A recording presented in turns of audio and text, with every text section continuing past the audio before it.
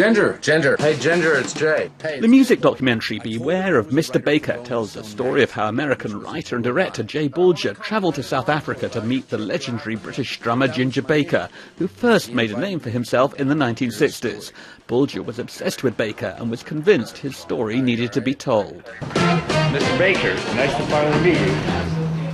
Huh? I just wanted to do something. I don't know if it was a doc or an article. I just wanted to talk to him. I wanted to do a film. I mean, a feature film. I had a million ideas. Are you all right?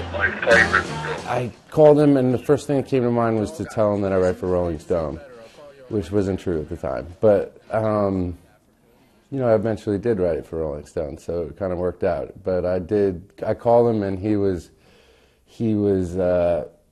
I don't know, hard of hearing. I think all the drumming had made his telephone hearing less than perfect. So eventually he's just like, oh, hell, just come here. And he hung up on me.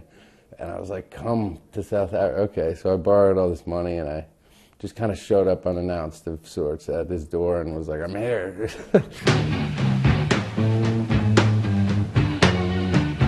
Ginger Baker really came to be known through the supergroup Cream, whose first album was released in 1966. As a drummer, he was in a class of his own. He saw himself more as a jazz drummer than rock musician. His Cream bandmates were music legends Jack Bruce and Eric Clapton, who were both interviewed in the documentary. But he had the gift. He had the spark, the flair, the panache. Baker, while talented, doesn't come across as easygoing. The film shows an altercation when the director left South Africa after spending time with the drummer. What? Oh.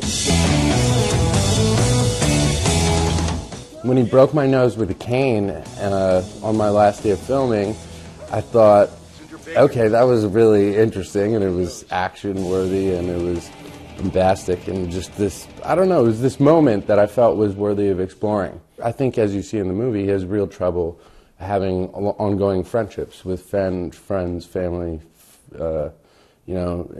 musicians that he's played with. I think he's the ultimate bridge burner. But the director has formed a friendship with Ginger Baker, and many of the drummer's comrades in the music business do stand by him, or rather, accept him for how he is. God bless him. May the road rise. He helped me rise my road. Love you, Ginger. Johnny Rotten.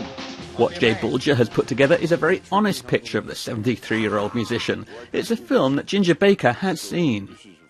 I knew that was going to be difficult for him to watch, and when he watched the movie, he said the first half was pretty good, the second half, not so much.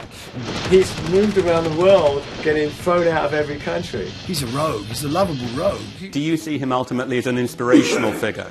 You can't leave the movie judging him, as good or bad. He's a complicated man. There's good aspects, there's negative aspects, and such as his music, like it's very complicated, polyrhythmic expression of himself.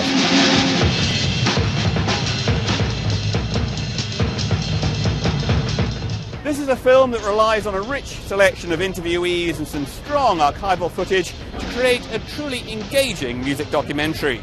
You have the sense that you know Ginger Baker after watching this film, but you're also left with the feeling that you better have your wits about you were you ever to meet him. If they got a problem with me, come and sue me and punch me on the nose. I ain't going to sue you, I'm going to hit you back.